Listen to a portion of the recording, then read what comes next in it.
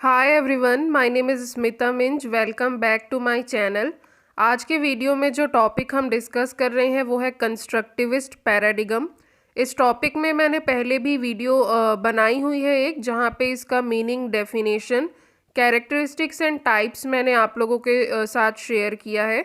तो उस वीडियो को भी आप लोग ज़रूर से देख लीजिएगा। ये टॉपिक जो है कंस्ट्रक्टिविस्ट पैराडिगम, ये आप लोगों को पढ़ना होता है बीएड में 3rd सेमेस्टर में, जहां आप लोगों का सब्जेक्ट रहता है असेसमेंट इन लर्निंग। तो स्टार्ट करते हैं आज का ये टॉपिक हमारा। कंस्ट्रक्टिविस्ट पैराडिगम या कंस्ट्रक्टिविज्म जो बोलते हैं हम, इसका मतलब ये रहता है कि जहाँ पे बच्चे खुद अपना नॉलेज जो है वो क्रिएट करते हैं या बिल्ड करते हैं। यानी कि यहाँ पे स्टूडेंट को जो है मेन बताया गया है, टीचर का यहाँ पे सेकेंडरी रोल रहता है। टीचर यहाँ बस बच्चों को गाइड करने का काम करते हैं और बच्चे खुद से अपने जिस भी फील्ड में उनको इंटरेस्ट है, जिस भी एक्टिविटी में उनको इंटरेस्ट है, उस चीज़ में वो अपना जो है एक्टिविटी करते हैं और अपना दिमाग वहाँ लगाते हैं और खुद अपने प्रायर नॉलेज को यूज़ करते हुए न्यू नॉलेज क्रिएट करते हैं और खुद से चीज़ों को सीखने की कोशिश करते हैं। तो यही है पूरा कंस्ट्रक्टिविज्म, जहाँ पे बच्चे के ऊपर ही मेन फोकस रखा जाता है कि बच्चा कितना एक्टिव है और खुद से वो कितनी नॉलेज क्रिएट कर सकता है। सो आगे हम आज जो टॉपिक इसमें देखेंगे वो है 5E model of constructivist approach. 5 models जो होते हैं ये हम देखेंगे। पहला यहाँ पे है एंगेज। एंगेज मतलब being busy in learning. Second point है explore, searching for learning. Third है explain, explaining the learning. Fourth point है इलाबोरेट, यानी कि extending the learning. And fifth point है इवैल्यूएट, इवैल्यूएटिंग द लर्निंग या चेक करना। So first point देखते हैं डिटेल में। Engage, being busy in learning. Under the first step, engage, of constructivist approach, children engage themselves in the subject material which is presented for learning. यानी कि जो भी subject material उनको दिया गया है बच्चों को, उसमें वो एंगेज होते हैं, उसको लर्न करने का जो है प्रयास करते हैं। उसमें क्या क्या चीज़ें दी हुई है ये सब वो जानते हैं या देखते हैं। Collects information related to the topic और सब्जेक्ट टू बी लर्नड। जो भी सब्जेक्ट या टॉपिक वो पढ़ने जा रहे हैं उसके बारे में वो जानकारी इकट्ठा करते हैं। Children prepare themselves mentally for learning that subject. अपने आप को मेंटली प्रिपेयर करते हैं उस सब्जेक्ट को पढ़ने के लिए। At the same time, in this step, children try to connect their previous knowledge with new knowledge। और अपने आप को मेंटली प्रिपेयर करते हुए वो ये भी ट्राई करते हैं कि जो उस विषय या सब्जेक्ट या टॉपिक के बारे में उनको पहले से पता है, उस जानकारी को, उस इंफॉर्मेशन को वो न्यू नॉलेज के साथ मर्ज करें। सो ये था फर्स्ट पॉइंट, एंगेज, जहाँ पे वो जो भी स्टडी मटेरियल उनको दिया जाता है उसको वो ध्यान से देखते हैं, समझने की कोशिश करते हैं।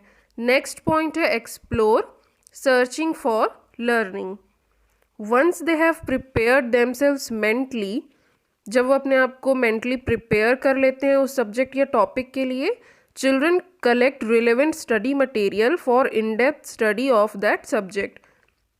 उस विषय या टॉपिक के बारे में इन डेप्थ स्टडी वो कहाँ से कर सकते हैं और गहराई से कैसे उसके बारे में जान सकते हैं, उसके लिए वो प्रयास करते हैं और मटेरियल सर्च करते हैं। For this children use research. Research is not meant to be done in any laboratory. Research करते हैं बच्चे, पर रिसर्च करने का ये मतलब नहीं कि लेबोरेटरी में जाके ही आपको कुछ करना हो work. But for this children study other text books और रेफरेंस बुक। दूसरी किताबें जो है बच्चे ले सकते हैं अपना रिसर्च करने के लिए।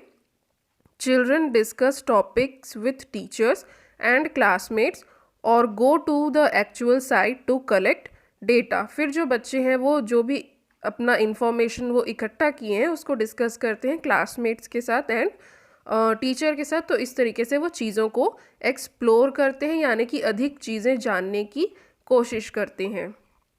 नेक्स्ट और थर्ड पॉइंट हमारा है explain, explaining the learning. Under this step, children interpret the knowledge gained in their own words, यानी कि जो भी जानकारी, जो भी नॉलेज या इंफॉर्मेशन बच्चों ने कलेक्ट की है उसको वो अपने वर्ड्स में एक्सप्लेन करने का प्रयास करते हैं। This interpretation varies from child to child, यानी कि हर बच्चे का अपना एक अलग एक्सप्लेनेशन हो सकता है। The knowledge gained is interpreted on the basis of their experiences, यानी कि किस बच्चे का कैसा अनुभव रहा, कैसा एक्सपीरियंस रहा, उस बेसिस पे इनके एक्सप्लेनेशन जो है वो वेरी कर सकते हैं, यानी कि एक दूसरे से अलग हो सकते हैं। नेक्स्ट टॉपिक है हमारा इलाबोरेट। इलाबोरेट यानी कि extending the learning. Under this step children extend the knowledge gain, यानी कि जो भी उन्होंने नॉलेज ली है, जो भी इंफॉर्मेशन कलेक्ट की है उसको और आगे बढ़ाने की, उसके बारे में और ज़्यादा जानकारी लेने की वो कोशिश करते हैं। Generalization refers to the knowledge gained in detail, that is to use the knowledge gained in other circumstances. जो नॉलेज आपने एक परिस्थिति में होते हुए कलेक्ट की, नेक्स्ट मतलब किसी और परिस्थिति में आप उसी नॉलेज को किस तरीके से यूज़ करेंगे, इसका प्रयास जो है यहाँ पे किया जाता है। नेक्स्ट पॉइंट है हमारा इवैल्यूएट, यानी कि evaluating the learning. Under this step children evaluate the gained knowledge, यानी कि जो भी उन्होंने नॉलेज गेन किया है, जो भी जानकारी इकट्ठा की उसको इवैल्यूएट भी किया जाता है। The evaluation consist of a critical thinking, यानी कि उसके बारे में बच्चे आपस में सोच विचार करते हैं। रीजनिंग, उसके पीछे उनकी उस एक्सप्लेनेशन के पीछे क्या तर्क है वो बताते हैं, आर्ग्यूमेंट्स करते हैं, क्रिटिकल व्यू अपना रखते हैं। तो ये सारी एक्टिविटीज़ करते हुए अपना नॉलेज बच्चे एक दूसरे के साथ शेयर करते हैं और उसको इवैल्यूएट करते हैं। The child does not accept the received knowledge exactly but evaluates that knowledge. The knowledge learned after evaluation brings stability.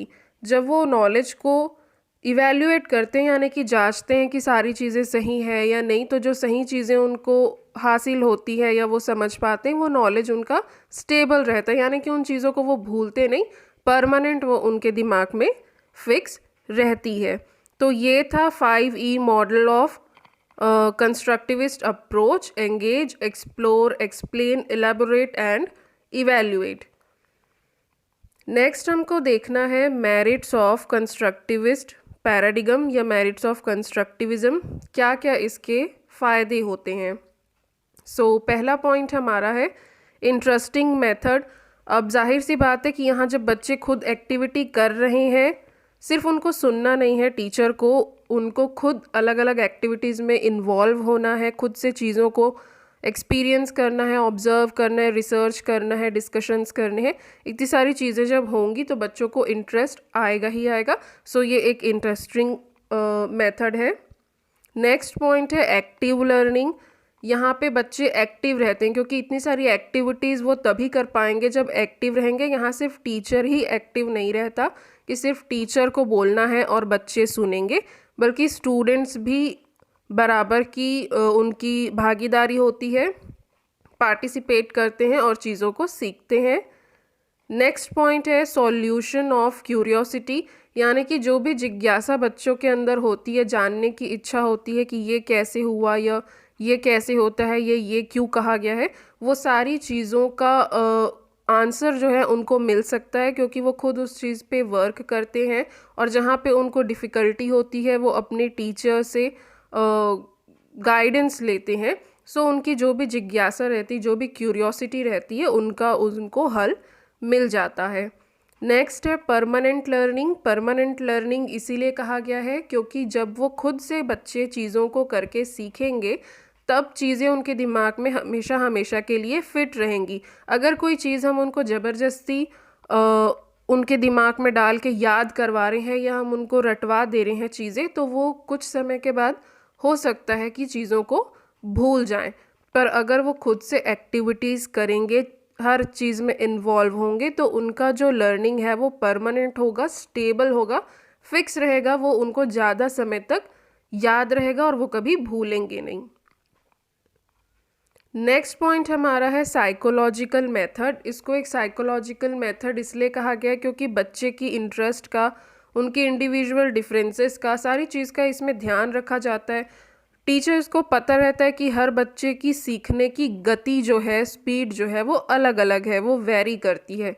सो हर बच्चे को अपना पेस दिया जाता है कि हाँ आप जिस तरीके से सीख पा रहे हैं आप उस तरीके से सीखें, काफ़ी फ्रीडम दी जाती है। तो इसलिए उनकी साइकोलॉजी, उनकी मानसिकता को ध्यान में रखते हुए ही यहाँ पे सारा वर्क जो है वो होता है, इसलिए इसको एक साइकोलॉजिकल मेथड कहा गया है।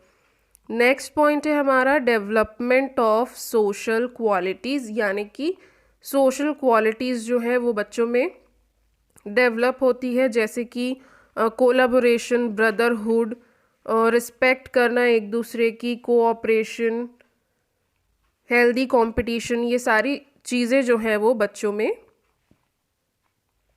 डेवलप होती है क्योंकि यहाँ काफ़ी सारी एक्टिविटीज़ रहती है। कंस्ट्रक्टिविज़म की अगर हम बात करें तो एक्टिविटीज़ में उनको प्रॉब्लम सॉल्विंग मेथड आप यूज़ कर सकते हैं, प्रोजेक्ट मेथड दे सकते हैं, एजुकेशनल टूर पे ले जा सकते हैं, डिस्कशन एंड डिबेट्स करवा सकते हैं। तो जहाँ पे बच्चे मिलजुल के रहते हैं, चार लोग आपस में मिल के कोई काम करते हैं, तो उनके बीच में, उनके अंदर जो है सोशल क्वालिटीज़ जो है वो जाहिर सी बात है कि डेवलप होगी ही होगी। नेक्स्ट पॉइंट हमारा है emphasis on reasoning, thinking and problem solving.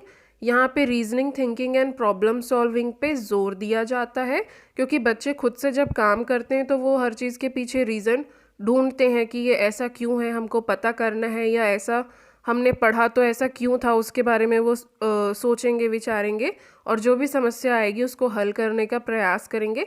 तो ये सारी जो एबिलिटीज़ हैं उनकी वो और इम्प्रूव होती है, रीजनिंग की, थिंकिंग की एंड प्रॉब्लम सॉल्विंग की। नेक्स्ट हमको देखना है पॉइंट मेरिट का, ऑनर टू इंडिविजुअल डिफरेंसेस। जैसे कि मैंने पहले भी बताया साइकोलॉजिकल मेथड है, हर बच्चे की बौद्धिक क्षमताओं का, उसकी गति का ख्याल रखा जाता है, इसलिए यहाँ पे इंडिविजुअल डिफरेंसेस के अकॉर्डिंग जो है लर्निंग प्रोसेस होता है। नेक्स्ट पॉइंट है सेंट्रल प्लेस ऑफ स्टूडेंट्स, यानी कि स्टूडेंट को महत्व दिया जाता है, सारा फोकस टीचर पे नहीं रहता कि टीचर ही पढ़ाएगा, टीचर ही बताएगा, टीचर ही कुछ चीज़ कराएगा तब बच्चे सीख पाएंगे, बल्कि स्टूडेंट एक्टिव रहते हैं, हर चीज़ में इन्वॉल्व होते हैं, खुद से चीज़ों को करते हैं, उनकी व्यक्तिगत भिन्नताओं का सम्मान किया जाता है, उनको फ्रीडम दिया जाता है। तो सेंट्रल प्लेस जो है कंस्ट्रक्टिविज्म में स्टूडेंट का होता है। नेक्स्ट पॉइंट है transfer of knowledge. Transfer of knowledge यानी कि जब बच्चे एक दूसरे से चीज़ों को सीखते हैं, डिस्कशन करते हैं, डिबेट करते हैं, तो एक दूसरे से वो ज्ञान को प्राप्त करते हैं और एक परिस्थिति में सीखी हुई चीज़ को वो दूसरी परिस्थिति में किस प्रकार से यूज़ करेंगे ये भी बच्चे सीखते हैं। सो ये सारे पॉइंट्स थे मेरिट्स ऑफ कंस्ट्रक्टिविज़म या कंस्ट्रक्टिविस्ट पैराडिगम। नेक्स्ट हमको देखना है मेरिट्स के बाद लिमिटेशंस, यानी कि कुछ बाधाएं भी होती है इसमें कंस्ट्रक्टिविज़म में। सो लिमिटेशंस क्या है कंस्ट्रक्टिविज़म के? पहला पॉइंट है difficulty in completion of syllabus, यानी कि सिलेबस कंप्लीट कराना समय पे ये मुश्किल हो जाता है क्योंकि सिलेबस बहुत वास्ट रहता है, काफ़ी सारी चीज़ें बच्चों को पढ़नी होती है और हर किसी को अगर फ्रीडम दे दिया जाए कि आप अपने अनुसार से पढ़ो, जैसा इंटरेस्ट है वैसा पढ़ो, जिस तरीके से पढ़ा जा रहा है वैसा पढ़ो, हर चीज़ में रिसर्च करो, ऑब्ज़र्व करो, एक्सपेरिमेंट करो, तो सिलेबस जो है कहीं ना कहीं समय पे कंप्लीट नहीं हो पाएगा। सो ये एक जो है ड्रॉबैक है कंस्ट्रक्टिविज़म का। नेक्स्ट है टाइम कंज्यूमिंग। बहुत ज़्यादा टाइम लगता है क्योंकि हम किसी बच्चे को फोर्स नहीं कर सकते, बच्चों को फ्रीडम रहता है कि अपने तरीके से वो चीज़ों को सीख सकें, तो ये बहुत टाइम कंज्यूमिंग हो जाता है, काफ़ी समय लगता है हर चीज़ को कवर करने में। नेक्स्ट पॉइंट है नेग्लिजेंस ऑफ टीचर्स, यानी कि टीचर्स को ट्रेनिंग तो दी जाती है गवर्नमेंट के द्वारा कि किस तरीके से कंस्ट्रक्टिविस्ट क्लास आपको जो है रन करनी है, कैसे आपका learning process, teaching learning process किस प्रकार से होगा कंस्ट्रक्टिविस्ट क्लासरूम में, बट टीचर्स जो है कहीं ना कहीं ट्रेनिंग के बाद भी घूम फिर के ट्रेडिशनल अप्रोच में ही आ जाते हैं, क्योंकि उनको समय पे सारी चीज़ें कंप्लीट करानी रहती है और हर बच्चे को वो उतनी फ्रीडम या उतना टाइम नहीं दे सकते कि हर बच्चा अपने अनुसार से चीज़ों को सीखे और समझे। तो कहीं ना कहीं यहाँ पे टाइम बहुत लगता है, इसलिए टीचर्स जो है इसको नेग्लेक्ट कर देते हैं, ज़्यादा ध्यान नहीं देते और ट्रेडिशनल मेथड पे ही घूम फिर के आ जाते हैं। तो कंस्ट्रक्टिविज़म पूरी तरीके से लागू जो है नहीं हो पाता। नेक्स्ट पॉइंट हमको देखना है difficulty with present time table. Time table जो रहता है, हर विषय के लिए आपको कुछ निर्धारित समय दिया जाता है, जैसे 40 मिनट या 45 मिनट। 40 मिनट की ही क्लास होती है स्कूल्स में, तो 40 मिनट के अंदर आप बच्चों को कितनी फ्रीडम दे देंगे या कितना वो अपने आप से चीज़ों को सीख पाएंगे। तो ये काफ़ी मुश्किल हो जाता है कि समय पे चीज़ें हम कैसे कंप्लीट कराएं। तो जो प्रेजेंट टाइम टेबल है उसके हिसाब से भी कंस्ट्रक्टिविज़म फिट नहीं बैठता। नेक्स्ट और लास्ट लिमिटेशन हमारा है डिफ़िकल्टी इन कॉन्सेप्ट फॉर्मेशन, यानी कि यहाँ पे कॉन्सेप्ट फॉर्मेशन में थोड़ा समय लगता है या थोड़ी दिक्कत होती है, क्योंकि टीचर स्टार्टिंग से ही हर चीज़ में इन्वॉल्व नहीं होता, वो सिर्फ गाइड करने का काम करेंगे, ऐसा कंस्ट्रक्टिविज़म में कहा गया है। तो बच्चा खुद से अपनी रिसर्च करता है, तो ज़रूरी नहीं है कि हर बच्चा उस किसी विषय को या टॉपिक को बिल्कुल करेक्ट उसी तरीके से समझ पाए जैसा कि वो एक्चुअल कॉन्सेप्ट है। हो सकता है वो कुछ गलत समझ रहे हो, उसको ठीक तरीके से समझ नहीं पा रहे हो। तो जब तक टीचर उनको गाइड नहीं करेगा, सही चीज़ें नहीं बताएगा, सही तरीके से इंफॉर्मेशन उनके पास नहीं जाएगी, तो वो जो उनका कॉन्सेप्ट फॉर्मेशन है वो पूरी तरीके से नहीं हो पाएगा या अच्छे से नहीं हो पाएगा। तो ये भी ड्रॉबैक्स जो है वो रहता है कंस्ट्रक्टिविज़म का। सो यहीं पे हम इस वीडियो को आज एंड करेंगे। ये सेकंड पार्ट है कंस्ट्रक्टिविस्ट अप्रोच का या कंस्ट्रक्टिविस्ट पैराडिगम का। पहले भी मैंने वीडियो बनाई है कैरेक्टरिस्टिक्स, टाइप्स, डेफिनेशन, उसमें आप लोग को मिल जाएंगे। और यहाँ हमने मॉडल्स डिस्कस किए, मेरिट्स डिस्कस किए एंड लिमिटेशंस जो है हमने डिस्कस किया। उम्मीद है सारे पॉइंट्स आप लोगों को क्लियर हो गए होंगे, सभी चीज़ें समझ आई होंगी। तो लाइक ज़रूर से कर लीजिएगा, वीडियो को सब्सक्राइब कर लीजिए चैनल मेरा, एंड फ्रेंड्स के साथ ज़रूर से शेयर करिए ताकि इस तरीके के नोट्स जो हैं सभी स्टूडेंट्स तक जा सके। सो मिलेंगे नेक्स्ट वीडियो में नेक्स्ट टॉपिक के साथ। Thank you.